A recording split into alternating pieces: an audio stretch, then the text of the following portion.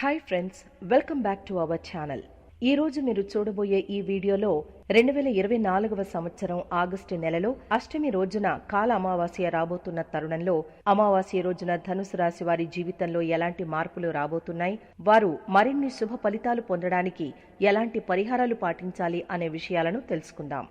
ధనుసు రాశిలోకి పూర్వాషాఢ నక్షత్రం 1, 2, 3, 4 పాదాల్లో జన్మించిన వారు, మూలా నక్షత్రం 1, 2, 3, 4 పాదాల్లో జన్మించిన వారు, ఉత్తరాషాఢ నక్షత్రంలోని 1వ పాదంలో జన్మించిన వారు వస్తారు. అలాగే ఈ రాశి యొక్క అధిపతి బృహస్పతి. ఈ రాశి వారికి ఆగస్టు నెలలో వారి గ్రహస్థితి ఎలా ఉందో ఇప్పుడు తెలుసుకుందాం.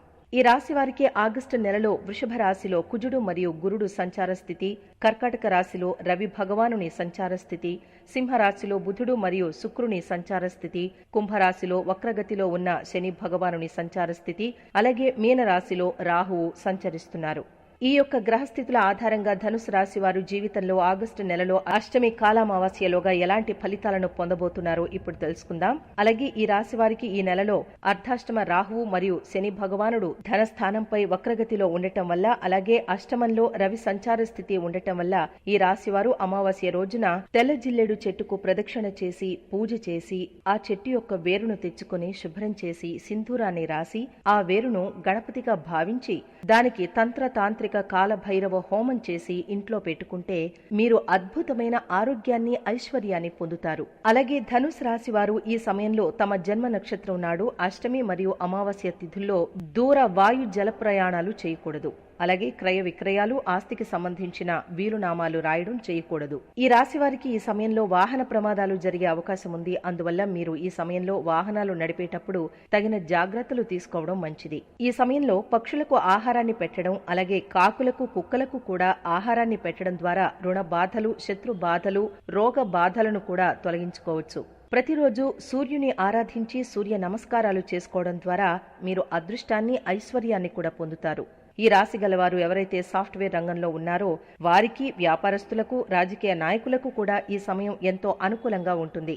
ప్రతికూల పరిస్థితులు గోచరిస్తున్నాయి, ఒత్తిడి పెరగకుండా చూసుకోండి. అనుమానాలకు, అపోహలకు తావివ్వద్దు. ధైర్యంగా ముందడుగు వేయండి.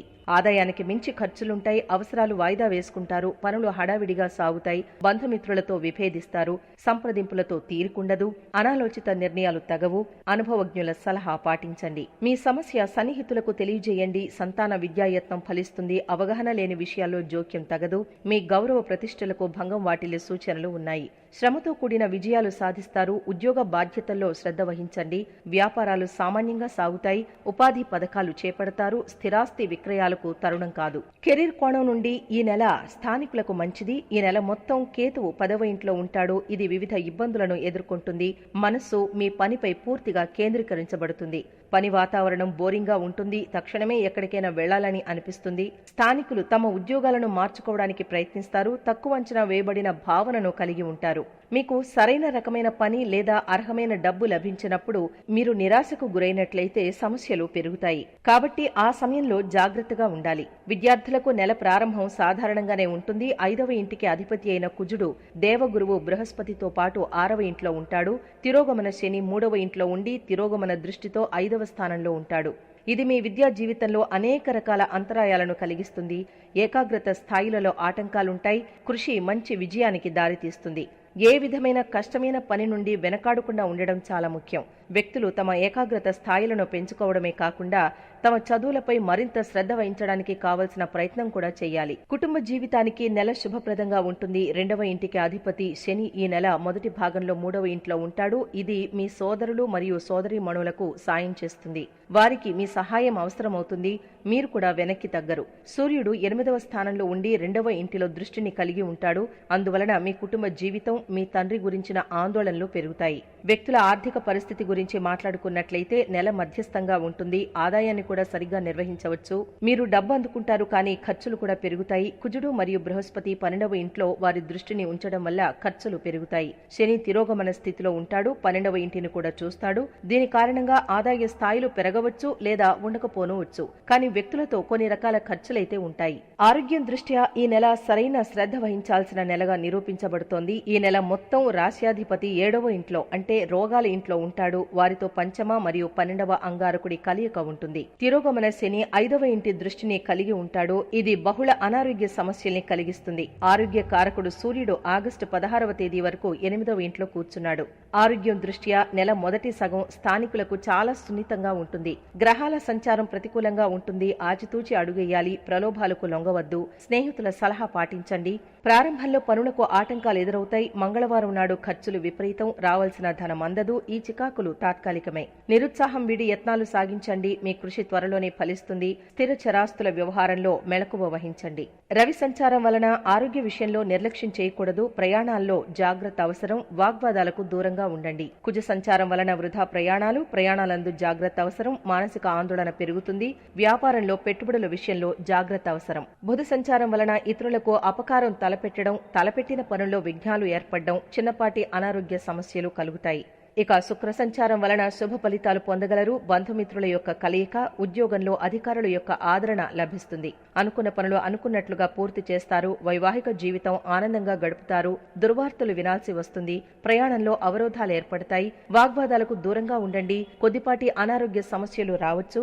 మనస్సునందు ఆందోళన ఉంటుంది. కాబట్టి ఆర్థిక సమస్యలు ఏర్పడగలవు. ఈ మాసం మూల నక్షత్రం వారికి మాసాధిపతి బుధుడు. బంధువుల కలయిక, వ్యాపారాభివృద్ధి ఆలోచనలు, ధనలాభం, పనులు పూర్తవుతాయి. విష్ణు సహస్రనామం పారాయణం చేయండి. ఈ మాసం పూర్వాషాఢ నక్షత్రం వారికి మాసాధిపతి గురుడు. వృత్తి వ్యాపారాలు లాభసాటిగా జరుగుతాయి. నూతన వస్తు ఆభరణాలు కొనుగోలు చేస్తారు. శివస్తోత్రం పారాయణం చేయడం మంచిది. ఈ మాసం ఉత్తరాషాఢ నక్షత్రం వారికి మాసాధిపతి చంద్రుడు. మానసిక ఆనందం, నూతన వ్యాపారాలు, పెద్దల యొక్క పరిచయాలు, గౌరవ మర్యాదలు పెరుగుతాయి. దుర్గా స్తోత్రం పారాయణం చేయడం మంచిది. అదృష్టాన్ని మాత్రమే నమ్ముకోకుండా విజయం కోసం కృషి చేయాలి. ఉద్యోగులు సవాళ్లను ఎదుర్కోవచ్చు. వ్యాపారవేత్తల నిర్ణయాలు మంచి ఫలితాలు అందిస్తాయి. ప్రేమ వివాహాలకు కుటుంబ ఆమోదం లభిస్తుంది. ప్రేమ జీవితం, వైవాహిక జీవితం సానుకూలంగా ఉంటాయి. ఆగస్టులో ఆర్థిక పరిస్థితులు మిశ్రమంగా ఉంటాయి. నిర్లక్ష్య ఖర్చులకు దూరంగా ఉండాలి. కడుపు, భుజం, కంటి లేదా పాదాల సమస్యల వల్ల ఆరోగ్యం ప్రభావితం కావచ్చు. లక్కీ ఎలిమెంట్ అగ్ని. Lucky planet Brihaspati. Lucky numbers 1, 7, 14, 21, 38, 49. Lucky days ఆది, శని, సోమ, బుధవారాలు. Lucky colours dark red, green, purple, pink. ఇక పరిహారం చూసుకున్నట్లయితే బుధవారం నాడు తోట స్థలంలో నాగకేసర్ మొక్కను నాటాలి. సో ఫ్రెండ్స్, చూసారుగా, ఇలాంటి మరెన్నో విషయాలు మీరు తెలుసుకోవాలనుకుంటే వెంటనే మా ఛానల్ను సబ్స్క్రైబ్ చేసుకోండి.